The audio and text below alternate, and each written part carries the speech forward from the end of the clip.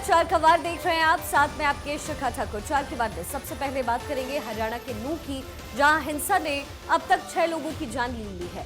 सरकार की तरफ से इसे रोकने का प्रयास लगातार किया जा रहा है, लेकिन हिंसा की आग अब आसपास के जिलों में भी फैलने लगी और इसे लेकर के अब नए खुलासे भी हो रहे हैं। आगे डिटेल से जानकारी दूंगी, अगली खबर के लिए रुक करेंगे महिमा का। देखिए, शोभा यात्रा के दौरान हिंसा भड़की, जिसे लेकर अब हिंदू संगठनों में आक्रोश है। हिंदू संगठनों की तरफ से हिंसा के विरोध में आज देश के कई शहरों में प्रदर्शन भी किए गए। तस्वीरें आपको दिखाएंगे और तीसरी बड़ी खबर आपको बताएंगे मेरे सहयोगी आयुष। संसद सत्र में मानसून सत्र में दरअसल मणिपुर हिंसा को लेकर जबरदस्त हंगामा है। कल सरकार की तरफ से दिल्ली सेवा बिल लाया गया, इस पर आज चर्चा होनी थी, लेकिन इसे लेकर लोकसभा स्पीकर ने नाराजगी जताई। क्या कुछ हुआ संसद की कार्यवाही के दौरान बताएंगे, लेकिन अगली खबर बताएंगी अमृता। बिल्कुल, आसमानी आफत की वजह से देश के कई हिस्सों में तबाही का आलम है। इस पर मैं आपको खबर बताऊंगी। हिमाचल और उत्तराखंड में किस तरह से हालात खराब हो रहे हैं और ओडिशा और आंध्र प्रदेश में भी किस तरह से नदियां उफान पर हैं। तस्वीरों के साथ आपको हर जानकारी देंगे। फिलहाल नूह का रुख करेंगे मेरी सहयोगी शिखा। देखिए, नूह में सोमवार को शोभा यात्रा पर पथराव के बाद से हालात लगातार तनावपूर्ण बने हुए हैं। पत्थरबाजी के बाद गोलीबारी और आगजनी भी की गई। दंगाइयों ने सड़कों पर खूब उत्पात मचाया और उनके सामने जो भी आया वो उसे बर्बाद करते चले गए। हिंसा में जहां 2 होमगार्ड समेत 6 लोगों की मौत हुई, वहीं सीएम ने 116 लोगों पर एफआईआर की बात कही है। उधर विपक्ष भी मामले पर जमकर इस वक्त हमलावर है। पूरी रिपोर्ट आपको दिखाते हैं।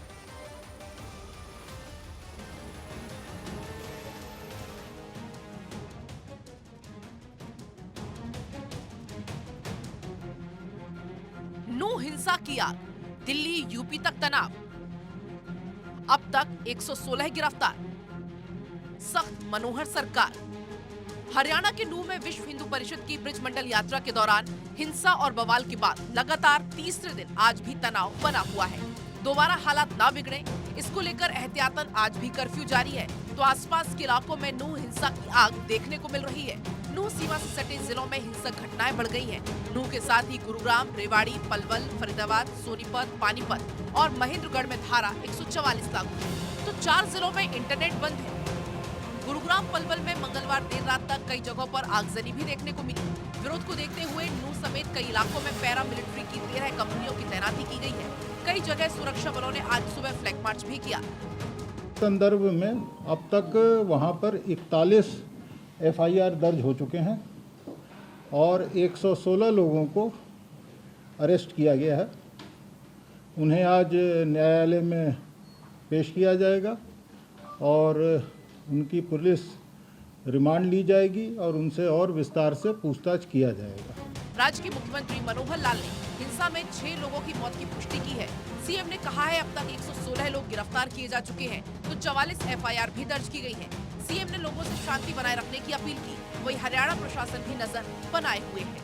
नूह की जो एक दुर्भाग्यपूर्ण दर्दनाक जो घटना हुई, उस घटना में काफ़ी बड़ी मात्रा में नुकसान हुआ और अभी तक की जानकारी में 6 लोगों की मृत्यु हुई है। 2 होमगार्ड के लोग हैं, 4 सिविलियंस हैं और अनेकों घायल हुए हैं।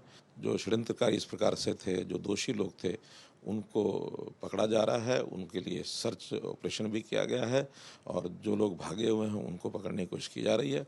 अभी तक 116 लोग ये अरेस्ट हो चुके हैं और उनको आज उनका रिमांड लिया जाएगा ताकि उनसे और जानकारी लेकर के जो भी लोग इसमें दोषी पाए जाएंगे उनको पकड़ करके उनके खिलाफ सख्त से सख्त कार्रवाई की जाएगी। किसी को भी बख्शा नहीं जाएगा। यादन हमें करनी थी, उसको पूरा टाइट कर दिया गया है, क्योंकि जो आयोजक थे कल की यात्रा के, उनने भीड़ एस्टिमेशन का प्रॉपर ब्यौरा डिस्ट्रिक्ट प्रशासन को नहीं दिया। कहीं ना कहीं उसकी कमी के कारण ये दुर्घटना कल हुई। मैं तो आपके माध्यम से भी सबसे यही आग्रह विनती करूँगा कि अमन शांति बना के रखें। हमारे प्रदेश में आज तक के इतिहास में ऐसी घटना नहीं हुई। जिन लोगों ने इस घटना को आगे उकसाकर बढ़ने का काम किया, उनके खिलाफ सख्त से सख्त कार्रवाई। जिस कदर हथियार लहराए गए हैं, जिस तरफ गोलियां चलाई गई हैं, ये अकस्मात हुआ नज़र नहीं आता। वहाँ पर दोनों कम्युनिटीज़ प्यार से रहती हैं।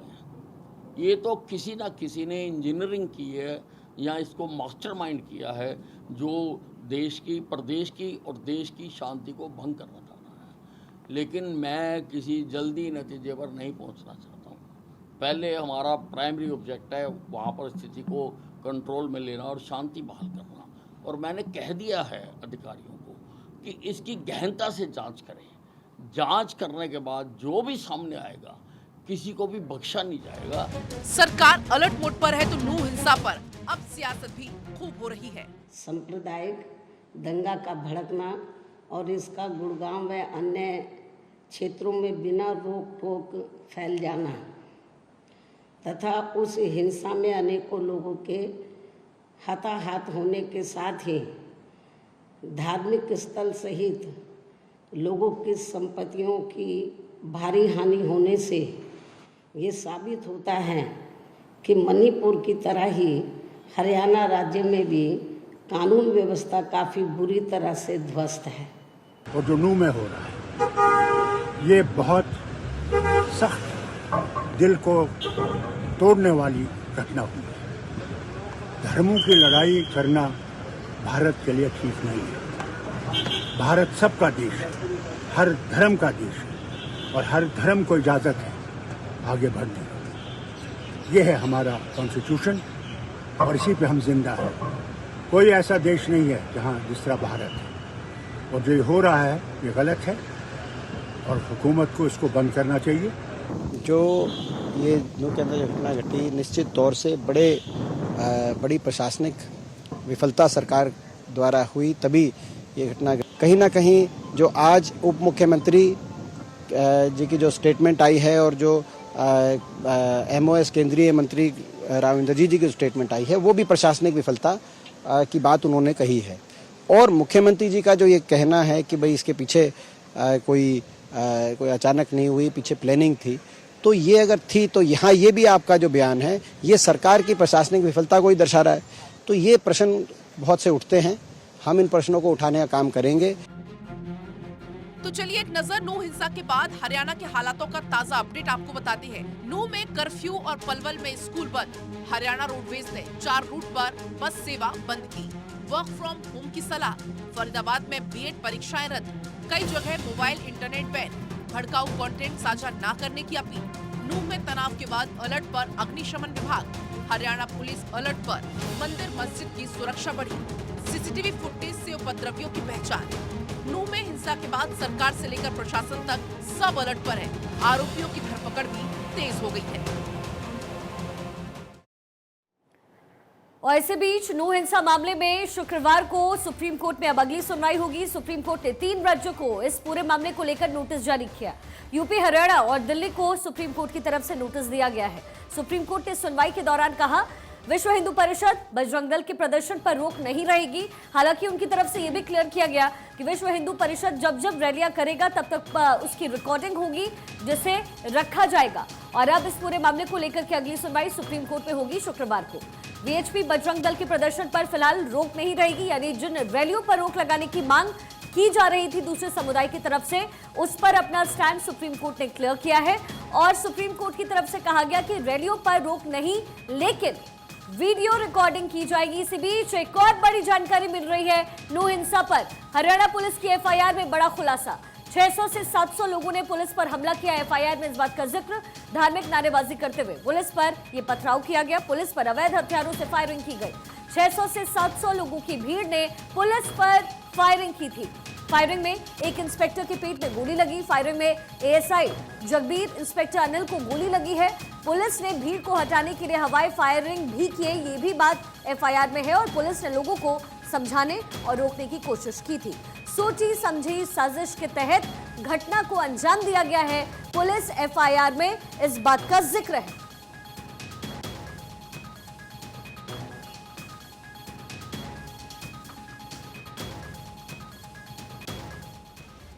और देखिए नू हिंसा को लेकर हिंदू संगठनों में काफी आक्रोश है। आज देश के कई हिस्सों में बजरंग दल और विश्व हिंदू परिषद की तरफ से सड़कों पर शक्ति प्रदर्शन किया गया। इसी को लेकर सुरक्षा के पुख्ता इंतजाम भी किए गए थे। तस्वीरें आपको दिखाएंगे इस रिपोर्ट के जरिए।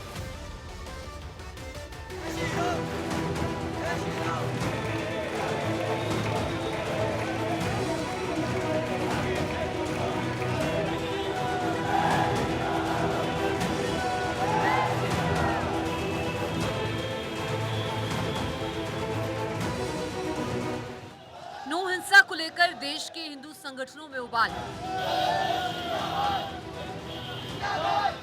विश्व हिंदू परिषद और बजरंग दल ने देशव्यापी प्रदर्शन किया। दिल्ली में 23 जगहों पर प्रोटेस्ट किए गए। इसी के मद्देनजर पुलिस ने व्यापक सुरक्षा इंतजाम किए हैं। दिल्ली के मयूर विहार, निर्माण विहार, नागलोई, गांधीनगर, शाहदरा जैसे तमाम इलाकों में बजरंग दल और वीएचपी के द्वारा विरोध प्रदर्शन किया गया। अब दूसरी तरफ हरियाणा से लगे दिल्ली बॉर्डर वाले तमाम इलाकों में केंद्रीय एजेंसियों की सूचना के बाद दिल्ली पुलिस ने भी सतर्कता बढ़ा दी है।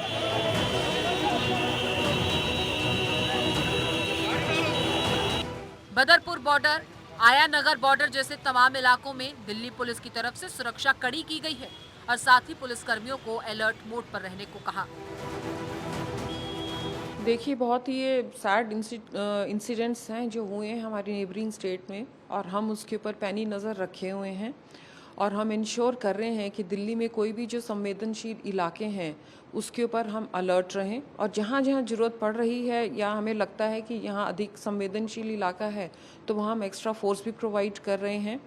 और हम इंश्योर करेंगे कि कोई भी जो हमारा सांप्रदायिक सौहार्द है जो दिल्ली का, उसको कोई भी डिस्टर्ब ना करे, और अगर कुछ करने की कोई कोशिश भी करेगा तो उसके ऊपर कानूनी कार्यवाही सख्त से सख्त होगी, और ऐसा करने के लिए नहीं कोई भी प्रयास है उसको विफल किया जाएगा।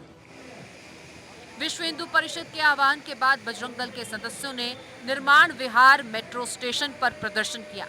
हाथों में डंडे और बैनर लेकर बजरंग दल और विश्व हिंदू परिषद के कार्यकर्ताओं ने प्रदर्शन में हिस्सा लिया। जय श्री राम के नारे भी खूब सुनाई दिए। बजरंग दल के कार्यकर्ताओं ने नारेबाजी की और इसी दौरान दिल्ली पुलिस पूरी तरह से मुस्तैद नजर आई। दिल्ली के साथ साथ देश के कई और हिस्सों में ऐसा ही प्रदर्शन देखने को मिला। उत्तराखंड की राजधानी देहरादून में भी इसी तरह का प्रदर्शन था। हरियाणा के मेवात में विश्व हिंदू परिषद की ब्रिज मंडल की जो जलाभिषेक यात्रा थी उस पर जिस तरह से हिंसा हुई है, उसके बाद हिंदू संगठनों में बेहद गुस्सा है। देहरादून में जिस तरह से बजरंग दल और विश्व हिंदू परिषद अपना प्रोटेस्ट दर्ज करा रहा है, हमारे साथ बजरंग दल के नेता हैं, उनसे बात करेंगे। डिमांड क्या है बजरंग दल की? विश्व हिंदू परिषद तमाम हिंदू संगठनों में गुस्सा है कि मेवात में जो हुआ वो अचानक क्या हरियाणा सरकार का फेलियर है, पुलिस का फेलियर है? ये सरकार का फेलियर है, ये पुलिस का फेलियर है, ये एलआईयू का फेलियर है कि उन्होंने सुनियोजित तरीके से तय किया गया एक घटनाक्रम नहीं विचार किया कि हिंदू यात्रा पर हमला करने की जो घटनाएं पूरे देश में हो रही है वह नूह में होनी थी, क्योंकि नूह मुस्लिम बहुसंख्यक आबादी वाला क्षेत्र है, तो वहां पर मुस्लिम संख्या जहां भी होगी वहां वह इसी प्रकार की हत्याएं करेगी। और इसी सब के बीच विश्व हिंदू परिषद ने फिर से शोभा यात्रा निकालने की बात कह डाली है। मेवात में जो घटनाक्रम हुआ है, जिस तरह से वहाँ हिंदू समाज पर मेवात के जिहादियों ने उन पर हमला किया है, उनकी जान माल का नुकसान किया है, उनकी गाड़ियों को जलाया गया है, वहाँ के स्थानीय लोगों के घरों को जलाया गया है, उनकी दुकानों को जलाया गया है, और तो और पुलिस के थानों में भी आगजनी की है।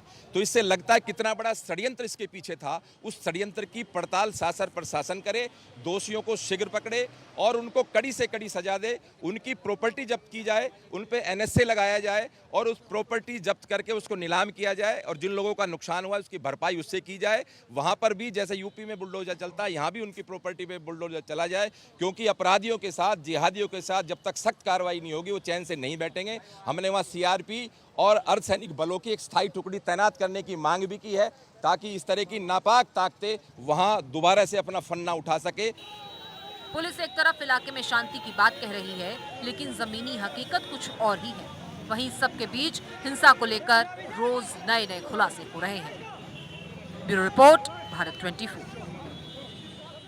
तो वहीं सिवान में धर्मांतरण का एक अजीबोगरीब मामला सामने आया है। आरोप है कि एक युवती ने प्रेम जाल में फंसाकर श्रवण नाम के युवक का धर्म परिवर्तन करवाया। ना सिर्फ इतना, बल्कि उसके बाद मौलवी के वेश में उसकी तस्वीर उसके घर वालों को भेजी, उसके मोहल्ले में वायरल कर दी। अब घर वालों का रो रो कर बुरा हाल।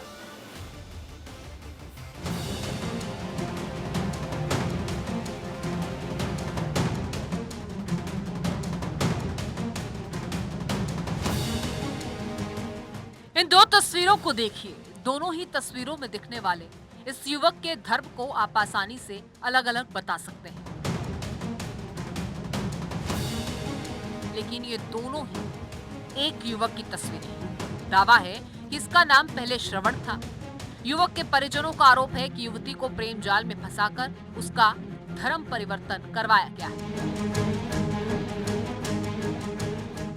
जी वो अपने प्रेम जाल में उसको फंसा कर उसको किसी मौलाना या यथी मदरसा में डाल दिए, जिससे वो अब मुस्लिम बनने का यथी कर रहे हैं। तो हमारा भाई 7 महीने से है, जो उसका फोन लगाया तो उसका सिम बंद आ रहा है, भागा तब से भगाइए तब से, और वो फोटो उसका मौलाना का रूप में सामने आ रहा है। बताया जा रहा है कि श्रवण कुमार 7 महीने से घर नहीं आया। मां का रो रो कर बुरा हाल है। परिजनों का कहना है कि जब से श्रवण की मां ने अपने बेटे की तस्वीर देखी है, तब से कई बार वो बेहोश होकर गिर जाती है। मामला सिवान जिले के मैरवा थाना क्षेत्र का है। मां का आरोप है कि 7 महीने पहले एक युवती श्रवण को प्रेम जाल में फंसा कर ले गई। उसका धर्म परिवर्तन करवा दिया गया और अब मौलवी की वेशभूषा में उसकी तस्वीर को पूरे मोहल्ले में वायरल कर दिया है। श्रवण की मां नैना देवी का रो रो कर बुरा हाल है। वो अपने बेटे को वापस लाने की प्रशासन से गुहार लगा रही है। ये लोग का कइलो जे अब लड़का के बहला फुसला के बाहर निकाल दी हलो, ले जाके मौलाना बना देले बालो। 1 महीना से हमरा के फोटो पूरा मोहल्ला में छीट देले बड़े। मोहल्ला पड़ोसी कुल लोग कहे लगल जे तहार लड़का मौलाना बन गइल बा, मौलाना बन गइल बा। तो हम कहनी थोड़ा सा हमरा के तनी देखा दिलो जे हमरा संतोष हो जाओ। तो ये लगल से हमरा मोबाइल पर फोटो भेजे ले, देख ले, तोरा औकात बात ते खोज ले, तोरा बेवत बात ते खोज ले। हम देखते देखते हम लड़का के बेहोश हो गनी, बीमार पड़ गनी, दवाई सुई भइल, तब से हम बीमारे बानी। एक नजर हम लड़का के देखे चाहतनी जे कौन हम देख ली। परिजनों का कहना है कि प्रशासन से इसकी गुहार लगाई गई है, लेकिन इस मामले पर कोई सुनवाई नहीं। जिस मुस्लिम युवती पर इल्जाम है, उसने इसे बेबुनियाद बता दिया है। ये बात बिल्कुल झूठ है, क्योंकि मेरे और उसके बीच सिर्फ बगल के वजह से बातचीत थी, और वो कोई बच्चा नहीं है कि कोई कैद करके रख लेगा। वो 23 साल का लड़का है। और कब से आपके और दोनों के बीच अफेयर चलता था? बस पड़ोसन के नाते मेरे और इसके बातचीत थी। अब वो कहाँ है मुझे कुछ नहीं पता है, और उसकी माँ मेरे पे सरेआम इल्जाम लगाया जा रहा है। तो आप उसको कितने दिन से आप बात कर रहे थे उससे? उससे मैं बात कर रही थी लगभग। अब देखना ये होगा कि इस मामले में स्थानीय पुलिस क्या कार्रवाई करती है। Bureau report, Bharat 24।